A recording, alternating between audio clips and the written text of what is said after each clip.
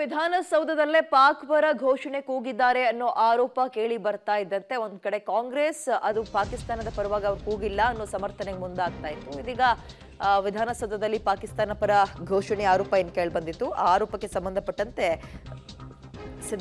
CM Siddaramaiah ಸಮರ್ಥನೆಗೆ ಮುಂದಾಗಿದ್ದಾರೆ. CM ಅಧಿಕೃತ ಗ್ರೂಪ್ನಲ್ಲಿ slow motion video share ಮಾಡೋದ್ರ ಮುಖಾಂತರ ಅದು ಪಾಕಿಸ್ತಾನ್ ಜಿಂದಾಬಾದ್ ಘೋಷಣೆ ಕೂಗಿಲ್ಲ ಅಂತ ಸಮರ್ಥನೆಗೆ ಮುಂದಾಗಿದ್ದಾರೆ. ನಾಜೀರ್ ಸಾಬ್ ಜಿಂದಾಬಾದ್ ಅಂತ ಘೋಷಣೆ ಕೂಗಿದ್ದಾರೆ, ಪಾಕಿಸ್ತಾನ್ ಜಿಂದಾಬಾದ್ ಅಲ್ಲ ಅಂತ ವಿಡಿಯೋ ಶೇರ್ ಮಾಡಿದ್ದಾರೆ ಸಿಎಂ ಸಿದ್ದರಾಮಯ್ಯ. ಇದೀಗ ವಿಧಾನಸೌಧದಲ್ಲಿ ಪಾಕಿಸ್ತಾನ ಪರ ಘೋಷಣೆಯ ಆರೋಪಕ್ಕೆ ಸಂಬಂಧಪಟ್ಟಂತೆ ಕಾಂಗ್ರೆಸ್ ಸಮರ್ಥನೆಗೆ ಮುಂದಾಗಿದೆ. ಗೃಹ ಸಚಿವರ ನಿವಾಸಕ್ಕೆ ಕಾನೂನು ಸುವ್ಯವಸ್ಥೆಯ ಎಡಿಜಿಪಿ ಹಿತೇಂದ್ರ ಅವರು ಆಗಮಿಸಿದ್ದಾರೆ. ನಿನ್ನೆ ನಡೆದ ಘಟನೆ ಬಗ್ಗೆ ಮಾಹಿತಿಯನ್ನ ಕೊಡಲು ಗೃಹ ಸಚಿವರಿಗೆ ಭೇಟಿಯಾಗಿರುವಂತದ್ದು.